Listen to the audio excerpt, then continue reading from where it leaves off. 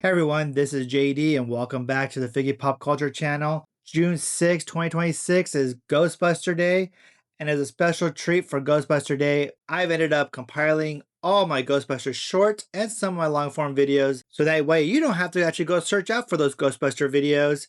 Sit back, relax as you enjoy some of my hunts for popcorn buckets, a special collection tour of all the different Ghostbuster collectibles I have in my collection, and you'll also see the origin story of the very first Ghostbuster movie here on my channel. And I also have a clip from my 31 Days of Halloween video that covers Ghostbusters.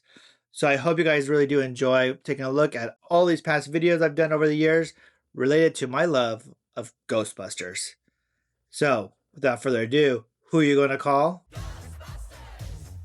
Hey everyone, this is JD with the Figgy Pop Collector channel, and we are heading on into Cinemark right now. Let's see if we can find one of those Slimer popcorn buckets. And like that was really easy. We were able to grab one, and let's take it home, and I'll show it off there. And with that, we got our bucket. This is the Slimer Cinemark popcorn bucket. Actually, really cool design. It's see-through, very detailed. I know there's another one that's very similar to this that's actually at AMC too, without the bucket popcorn that says Cinemark. But check this out. Look at that.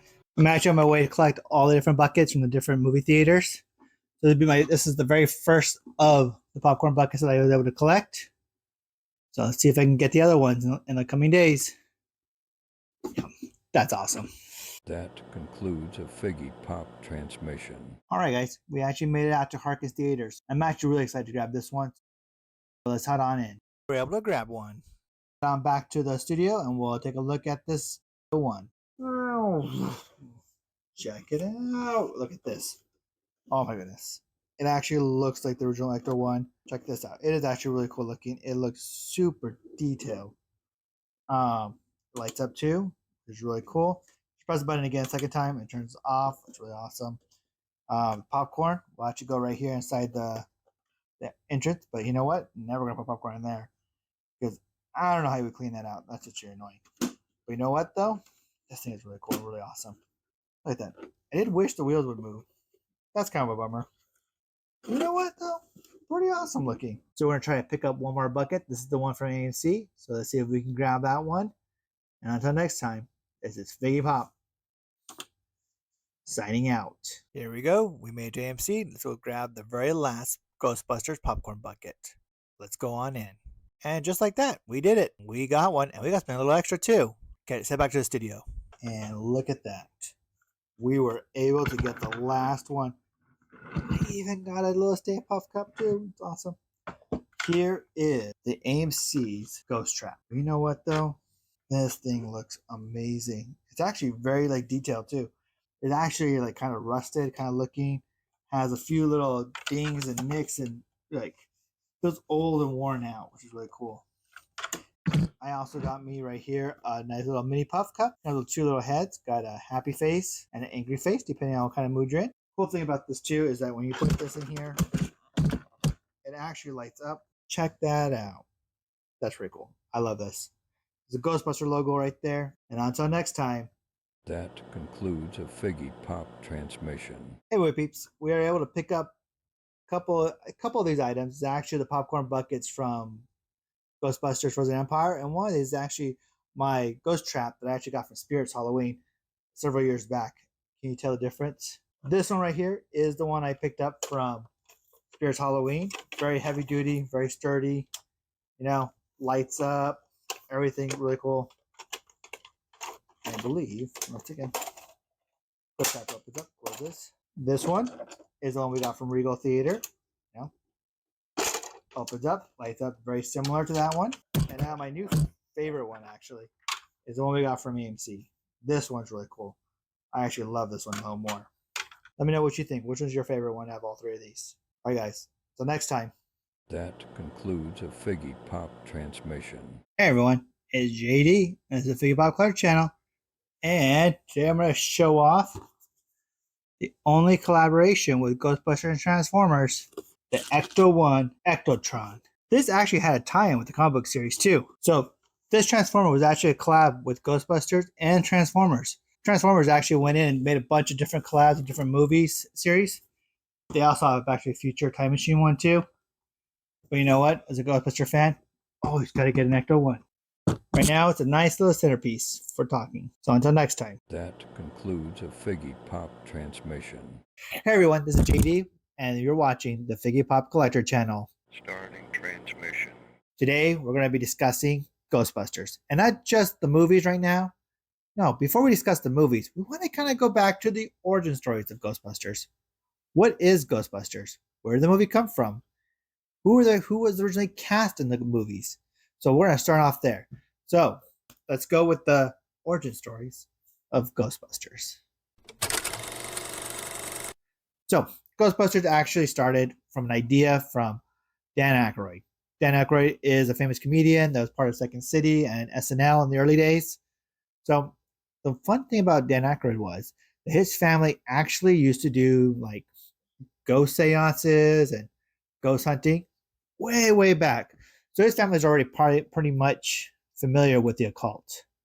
And so what's cool about that is that he was able to take that knowledge that he learned growing up and his fascination with ghosts and the other side and actually bring it to the Ghostbuster franchise. It wasn't until way later that Dan Aykroyd actually had an idea for a film that would combine his love of humor and ghost. So he started writing a script called Ghostbusters.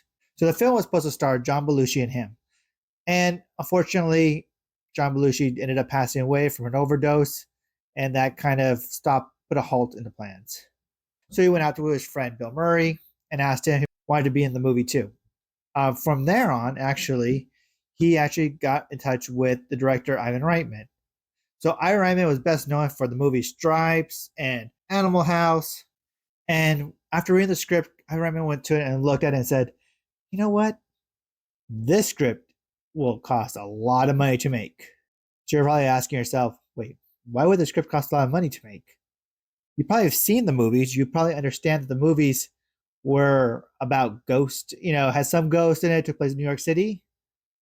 No, the original screenplay was way different than that. So, what was the original screenplay for Ghostbusters? Well, Ghostbusters originally started as it was about two pest control exterminators, Ghostbusters, basically, or ghost exterminators, and they would travel through time and space to hunt down ghosts. Yes, you heard me right. They were traveling through time and space. See, that's where the biggest change comes from the series. If you think about it, Ghostbusters, they're very much down to earth movie series, except for Ghost. But the original concept was fantastical, It dealt with them traveling through time and going through history and capturing ghosts throughout history, going to their planets and seeing ghosts, going through their dimensions and finding ghosts. Completely different from where it is now today.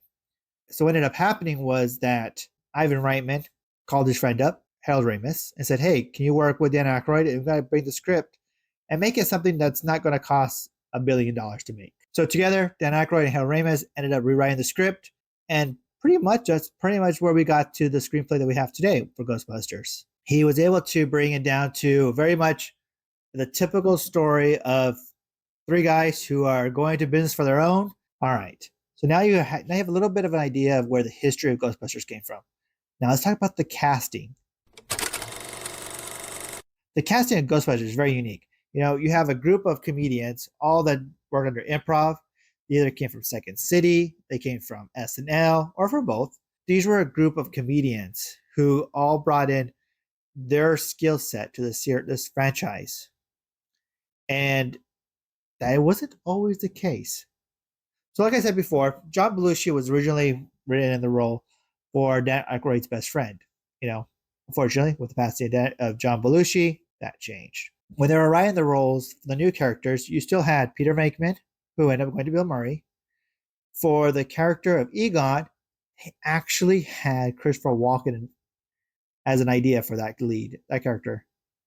What a different movie that would have been if it was Christopher Walken. And I'm not going to do a Christopher Walken impression. I know everybody loves doing Christopher Walken impressions, but I'm not going to torture you guys with that. All right.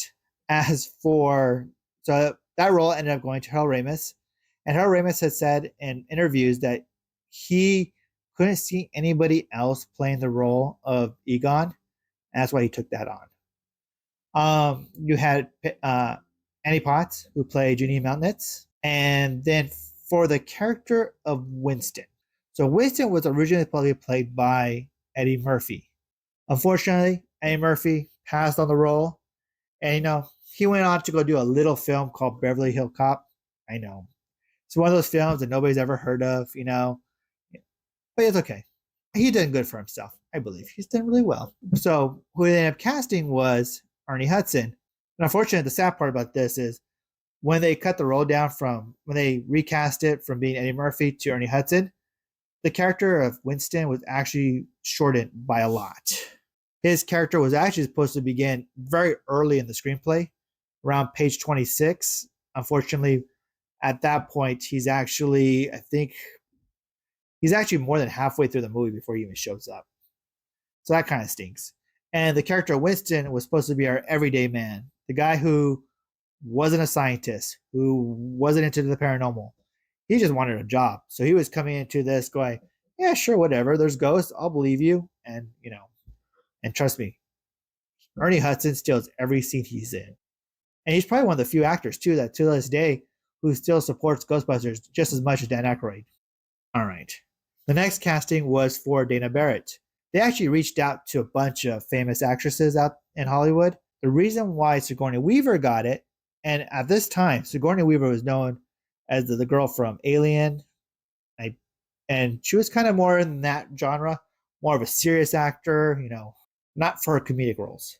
And little and behold, it was actually Sigourney Weaver that gave Ivan Reitman the idea to have Dana Barrett be possessed by Zool. There's a funny anecdote about that. So what ended up happening was during the audition process, Dana Barrett actually pretended to be a dog on the on the couch and table of Ivan Reitman, and it was during that scene they were cracking up, and they were like, you know what? Yes, this is our Dana Barrett, and the rest is history in that case. Another big part of the movie was the role of Louis Tully. So that originally went out to John Candy. However, there wasn't many agreements on how the character was going to be portrayed. So, like Dan Aykroyd wanted a more of a downtone, serious performance. John Candy actually wanted to make him German and have two dogs, and he wanted to rewrite the script his way. There was a lot more competition in that sense, and fortunately, John Candy had to pass on the role. And luckily, they got another actor, a little unknown actor from CTV called Rick Moranis. So Rick Moranis was just an up-and-coming actor, done a few roles, hadn't got the big hits like Honey, I Shrunk the Kids. So got the role, and he brought something else very different to the character of Louis Tully. He's that nerdy accountant character, even though he does have different jobs in the later movies. That's so strange. So, but that's not here or there. We're only talking about part one right now. The other big character that was cast was for the character of Gozer. Originally, they had thought about having Gozer be more of a business character, and they actually went after Paul Reubens for this role. You're probably thinking, wait, Paul Reubens, I know that name. Who's Paul Reubens? Paul Reubens is Pee Wee Herman. What a very different movie that would have been. So what's next? The next part was the special effects. So this movie was actually on a tight schedule. They actually had only about a year to actually make the movie. And then on that tight schedule, they had to do many things to keep that movie production going. So one of the things they did with their special effects was they hired somebody from Industrial Light and Magic. You may know them, from a little movie called Star Wars. But this group here, these guys from Industrial Light and Magic are the ones who ended up creating all the ghosts for Ghostbusters. And they were filming it almost simultaneously with the movie because the special effects were all pretty much new. They were doing stuff they hadn't done before. And of course, look at all the ghosts we've got in the movie. You have Slimer, who, funny enough, little anecdote about Slimer, his name wasn't even Slimer. His name was Onion Head or the Ghost of John Belushi. Yeah, they would call him Ghost of John Belushi because they actually reminded him as his character from Animal House. So that's kind of a little funny anecdote. And Onion Head was his actual character name in the screenplay. It wasn't actually until the real Ghostbusters cartoon series came out, they actually named him Slimer. And we all know what happened then. The next special effects they ended up doing was for the Stay Puft Marshmallow Man. who Dan Aykroyd described as being a character, a mixture between the Michelin Man and Pillsbury Doughboy. So that's kind of what his character is kind of based off of. And you can see it when you look at him. And this was your classic guy in a rubber suit, like Godzilla and all those characters from back in the 80s. So man in a giant suit in a miniature city walking through the town. You know what? The special effects in this movie are done so great. I know in today's world, you could tell the difference between the special effects and everything. But in 1984, they were stunning. They were mind-boggling how we were able to achieve with that movie. With that being said, I mean, that pretty much gave us, they gave us the designs for Slimer, got the designs for Stay Puft Marshmallow Man. As for the other ghosts, they were all mixture designs. They were all different types of designs that the special effects team did. Like, for example, the library ghost. Fun fact about that one is that the library ghost that was in the movie wasn't actually the original design. You can actually find the design for the library ghost in Fright Night. Yes, the movie about vampires. They actually used that ghost in that movie. So the ghost that ended up appearing in Ghostbusters is a more of a tame version. They actually believed the ghost could be too scary. So that's why they went with a different design. As for the other ghost in Ghostbusters, it helps bring a bigger enrichment to the world of Ghostbusters by having all these different types of ghosts. From the taxi ghost, the library ghost, the wingbat ghost, the Slimer, you name it, all these different ghosts all bring something unique to the story. So now we go from talking about special effects to now talking about another issue they ran into, the name Ghostbusters. They actually didn't even have the rights to the name Ghostbusters originally when they did the movie. When they wrote the screenplay, it was called Ghostbusters. But however, there was a little cartoon from the 70s called The Ghostbusters. Live action series from Filmation was actually holding up them calling the movie Ghostbusters.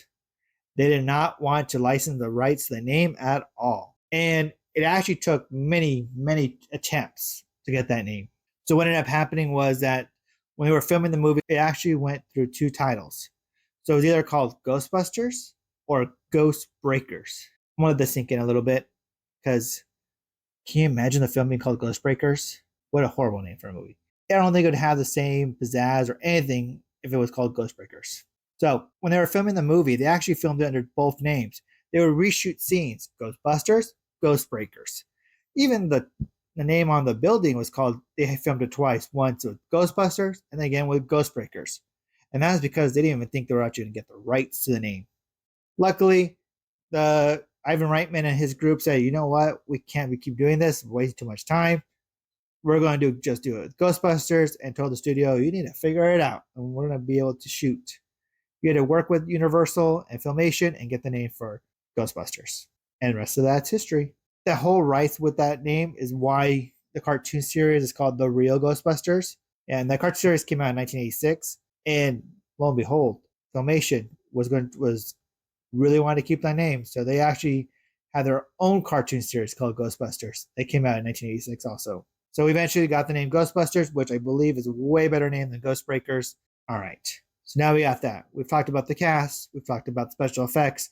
We talked about the name of the movie. Let's talk about the next important thing, and that's music. So Ghostbusters has probably one of the best soundtracks for a movie during that time period. See, when they were trying to figure out what to do for the song, they actually reached out to a couple of different artists. One of the artists, interesting enough, was Huey Lewis in the News. More on them later.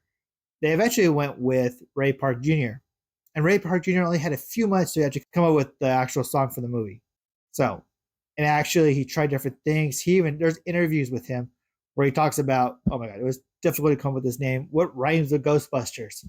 And everything like that. And it was all because a little commercial that you see in the trailer, and the little commercial they played during the movie, and a commercial you saw at 2 a.m. about a pest control, plumbing business, and stuff like that he realized, oh, this song should be like a jingle. It should be a jingle for a commercial. And thus was born Ghostbusters. And that song became number one during that time. It was a hit number one song for the longest time, and you know what? Still to this day, when you hear that music, you know exactly what song's about to play. Unfortunately, like always, when you start making too much money, you might bring unwanted attention to yourself. And that's actually what happened. It was actually Huey Lewis and the News that actually brought a lawsuit against Ray Park Jr. And this was due to them copying a song of theirs. Unfortunately, the case was actually settled outside of court, and they're not supposed to actually discuss the whole case and everything like that. June comes around, and the movie is finally released to the public. And nobody was expecting this to be a hit. And what's crazy about that? It actually was probably one of the biggest hits of that year. And with that being said, that's our little origin stories for Ghostbusters. For me, Ghostbusters movie that means the most to me because it actually was the film is what got me interested in the movie business. That's a big deal. And if you can tell, I'm a big Ghostbuster fan. So that's either here or there. I mean, there's a ton of information. A lot of the stories I got were actually from this book, Ghostbusters, The Ultimate Visual History. If there's anything you guys have heard about Ghostbusters, go ahead, share it down below in the comment section below. I'm interested to hear what you guys have heard, any interesting stories you've heard. And that will conclude the first part of our multi-part series on Ghostbusters. Next time, we're going to be coming back to you with a review of Ghostbusters 1984, followed by a review for the other movies. So Ghostbusters 2, the Reboot, and the Ghostbusters Afterlife. Like I said, we're all leading to the March 22nd release of Ghostbusters Frozen Empire. And until next time, guys. That concludes a Figgy Pop transmission. Hi, everyone. It's JD, and welcome to the Figgy Pop Collector channel. So the Funko sodas that we're going to be opening up is for Vince Clortho. This is the Rick Moranis character from Ghostbusters. So, perfect time. We're doing Ghostbusters right now. The Vince Clortho is actually 12,500 pieces. And then the Chase is actually one of the Terror Dogs. That's really cool. Number one. All right. Okay, let's see what we got. That side. Let's see if we got the Chase. Oh, just the common. So we got, this is actually 1 out of 10,500. So let's go ahead and take a look at this. This is actually the first one I have for my collection. All right. Here we go. Here's Vince Clortho. Take a look at him right now. One right there. All right, guys. All right, we didn't get the Chase in that one. That concludes a Figgy Pop transmission. Welcome back, guys. Again, it's JD with Figgy Pop Collector Channel. And we'll be opening up can number 2 today. Let's go ahead. All right. Ooh, hopefully we get the Chase in this one. This is a little different. Nope, nice look is the same actually. All right. Did we get the Chase? Oh, fortunately, got another common. I do really like the comment of this one. It actually is Vince Clortho. You got the glasses, you got the little colander hat with the wires. He has a little bucket of popcorn, a little pizza slice. I love it. That's so awesome. All right, we're 2 out of 5, and we both got comments out of the first 2.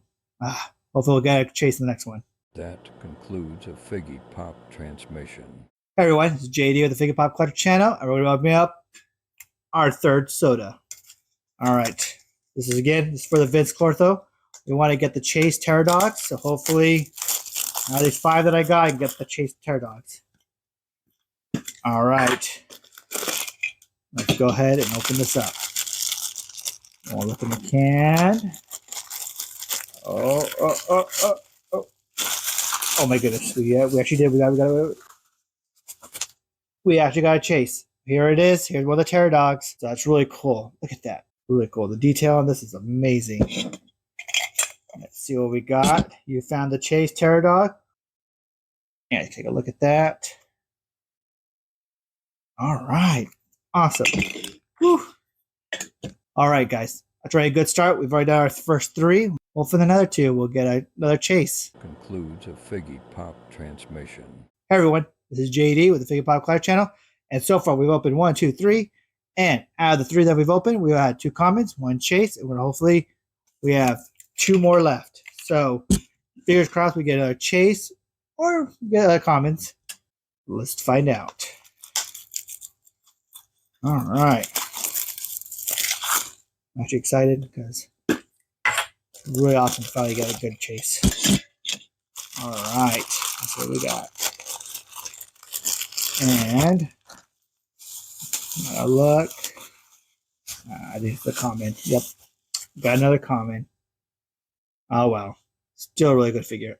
Love this figure. It's really awesome. All right, guys. Sorry, that's so far for today. We've got our 4. So hopefully the next round we'll be able to pull another chase. That concludes a Figgy Pop transmission. Hey everyone, this is JD with the Figgy Pop Collector channel, and I want to let you know that we're going to pull the final soda for the Ghostbusters. All right, let's see how this goes. Oh, I'm nervous. Could be another common, could be another chase. Please be another chase. We'll have 2 terror dogs. Then I don't have to worry about getting another one. And it's another common. Oh wow. Yep, another common. I've been scored though. Oh well. Oh well. You know, you win some, you lose some. I mean, I still got 1 chase out of all 5 of these. That's awesome. So, you know what? I got my little army going right now of Vince Scortho, the Keymaster. All right, guys. So that's all we got for today. Thank you for joining me, and until next time. That concludes a Figgy Pop transmission. Hey, everyone. This is JD, and this is the Figgy Pop Collector channel. Today, we're going to talk about a couple of my autographed Ghostbuster items I have in my collection. So the first one you've probably seen already a couple of times. This is actually my neutrino wand. It's actually signed by Ernie Hudson. It says, "John, keep on busting, Ernie Hudson." So yeah, I met him at Phoenix Comic Con a few years back actually. And this is another one that I have signed, also by Ernie Hudson.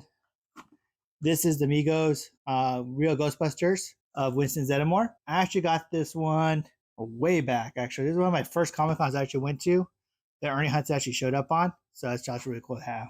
And it says, "John, who are you going to call?" And then it says Ernie Hudson, Winston. That's only 2 autographs I actually have in my collection from Ghostbusters. No, I really wish that one day I'll be able to grab some more autographs in the near future.